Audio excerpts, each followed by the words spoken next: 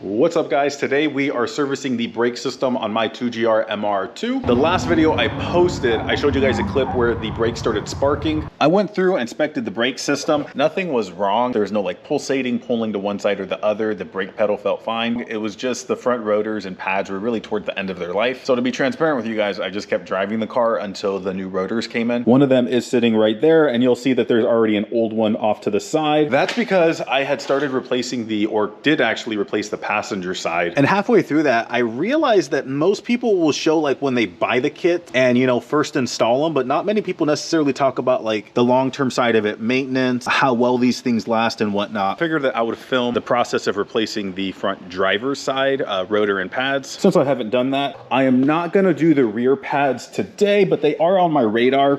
They have a little bit of life left in them. I could probably squeeze out a few more events, maybe autocross events at least. Then I'll replace them right before the track day that I'm hopefully doing here in about 3 weeks. The rotor itself doesn't look too bad. A little bit of a ridge forming here, but it does meet the minimum thickness, so I'll see how it is before the track day. I might end up replacing that depending how it wears over these next, 2 or 3 autocross events. I am running the Wilhelm Raceworks big brake kit. There are several of them, so I just wanted to point out the one that I'm specifically running. Step 1 is removing this little pin that holds the brake pads in place.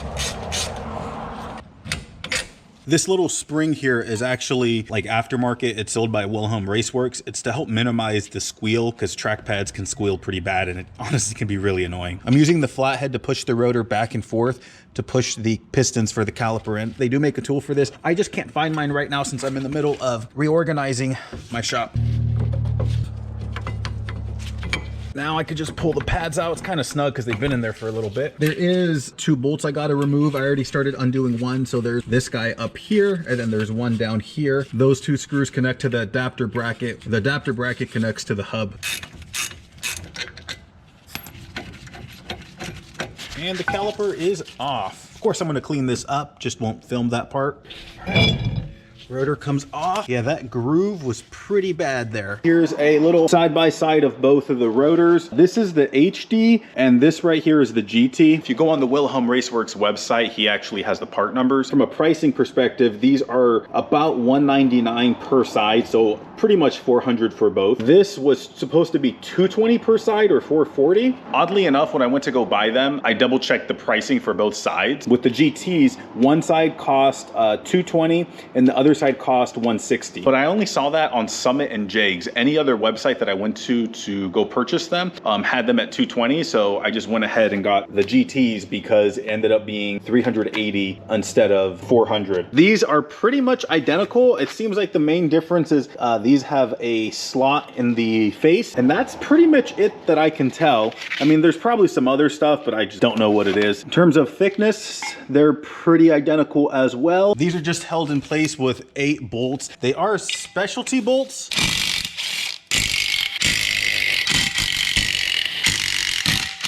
The top hat's off, so this piece gets reused. This I'll just end up recycling for scrap metal or something. I spent some time cleaning everything up, but I gotta tell you, I just need to stay on top of this and I need to get some better cleaning stuff. Brake dust is like, it's just layered on there. I actually took a little bit of time to clean my wheels.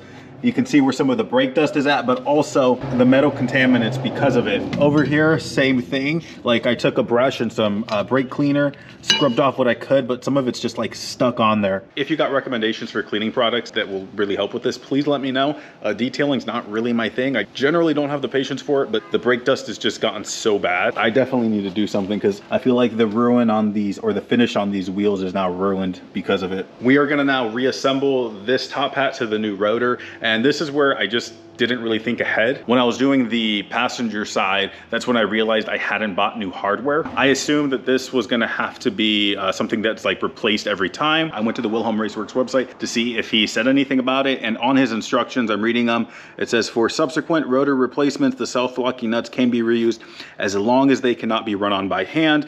These cannot, so I'm gonna reuse them. I think it should be fine, but for future replacements, I'm 100% just gonna buy new hardware. I figured it's cheap insurance. These bolts are supposed to be tie-in in a star pattern. I'm using my impact just to get them started. I'm not gonna actually torque them down with this, just to kind of get them seated. To be straight up, I usually just snug everything down by hand, but when it comes to a bolt that like holds something that rotates, I always torque it down. Everything is bolted and torqued to spec. I did put Sharpie marks at the end here, just so I could see if, you know, these move at all. Although I don't even know if they're gonna hold up to the heat. So I kind of feel like that might've been pointless. Either way, gonna clean this off one last time and then we'll throw it on the car. One quick thing I forgot to mention. These are directional. So if we look on the inside, it actually says L, and then it has an arrow for which way this should be rotating. And then on the exterior, same thing, has an arrow which shows the way it should be rotating. This is gonna be on the front driver's side, so it'll be rotating the correct way. They do that because of the vanes, to make sure, I guess, the airflow goes in the right direction. I was doing a quick bolt check and just once over on everything before I put everything back together. I'm very glad that I did, because I actually noticed that the front passenger side wheel bearing is starting to grind a little bit. It's really in the early stages of going out. Last thing I want to do is be on the track and have a wheel bearing failure, because that just wouldn't be a good time. So for the purposes of this video, I will go ahead and put everything back together, but this is something I'll have to be doing really, really soon. I do have a couple options though. If I can source an OEM wheel bearing, that's probably the route that I'll go. Way back there, it's in a box, you probably can't even see it. I actually picked up a press, or I didn't just get it, I got it for Christmas, and it's been sitting there while I acquired everything else for the shop renovations that I'll be doing, or not renovations, makeover. So I'll be unboxing that soon then. If I just go ahead and replace it, if I'm not able to get one quickly, I do have a few front knuckles, and I know that each one of them has bearings that are okay. So if I'm not able to source one soon, I could always just swap them out. I just have to double check, because I believe there is a slight difference between the knuckles from a power steering car and a manual rack. My car has a manual rack. Anyways, you guys, I'm sure we'll see a video on that soon. Rotor's finally going back on.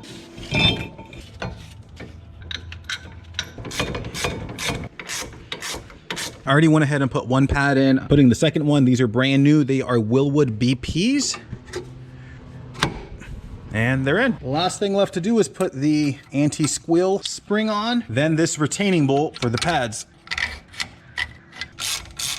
Rotors and pads are fully installed. Overall, pretty easy to do. It's not too bad, because even though, you know, the rotors alone were literally $380, I don't have to replace them too often. I bought this big brake kit secondhand, and so the rotors were already used. I did about 3 seasons worth of events before finally replacing them, so they last a while. That being said, it's been mainly autocross, and as I keep doing more track days, I do think that the wear on them is gonna increase substantially. I'm thinking maybe like every season I have to buy a new set, which is still expensive, but you know, over the course of a year of driving, it's not that bad. I think I'm just trying to rationalize it.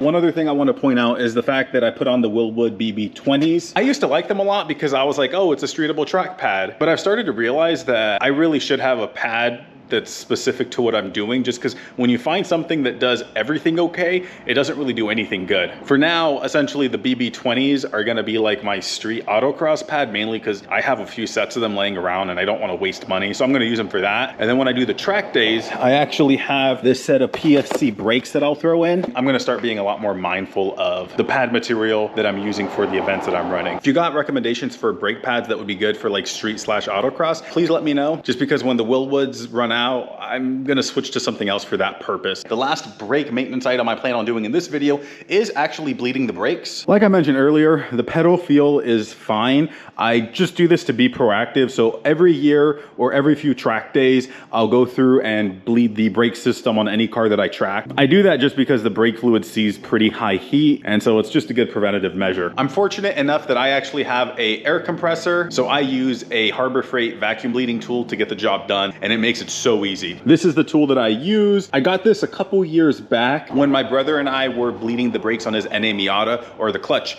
and we just couldn't get it done. So that's when we decided to pick this up. Best decision ever. It makes the process really, really easy. I got this bottle that sits in the reservoir for the master cylinder for the brakes. It's obviously partially filled up. I got the tool connected to the hose on the air compressor. Now all I do is crack the bleeder valve with the vacuum line on top, turn my vacuum on, crack it open, and the brake fluid's starting to come out.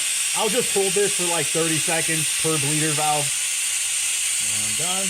The Willwoods, they have two of them. So there's one on the outside and then one on the inside over here. We start with outside, then go to the inside. Your standard MR2 calipers like these ones here just have one bleeder valve. I'm just gonna go ahead and get the rest of the calipers knocked out. If you're curious about the sequence in which you do them, you'll wanna start at the furthest away from the master cylinder for the brake. So this is a US car. We'll start at the rear passenger, go to the rear driver, front passenger side, and then front driver side. Don't plan on filming the rest of them, so I'm just gonna get them knocked out. All four corners are done, so the brake system is good to go for now. Maintaining the big brake system on this car, honestly, pretty straightforward and easy. One of the things I do like about the fact that, you know, the Wilhelm Raceworks kit uses the Willwood parts is that you can get stuff. I know at some point I'll probably have to rebuild the calipers. I can get rebuild parts, unlike the old stuff for the MR2s. It's just not as readily available. I already got the wheels back on every corner besides this one because I'm gonna just replace the hub. I'm doing that mainly because it would probably take me about a week to get a new wheel bearing for the car, and I have a couple hubs over there that I've already measured and are the correct ones I need. This one right here is off of a second gen MR2 that had a manual rack. This is the passenger side, and if you look at the size here where the tie rod attaches to and compare it to this one that is off a second gen MR2 as well, but this is from a power steering car, this section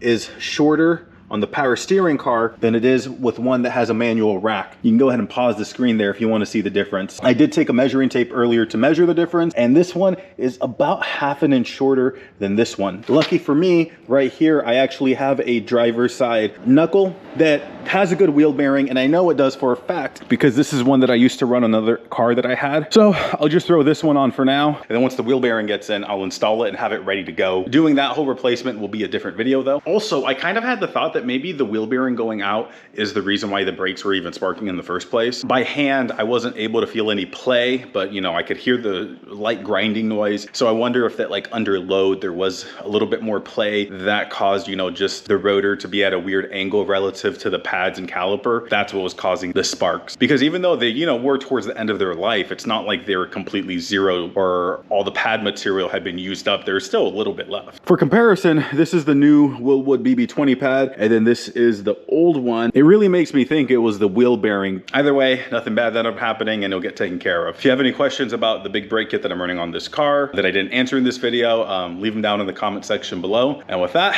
see you guys in the next one.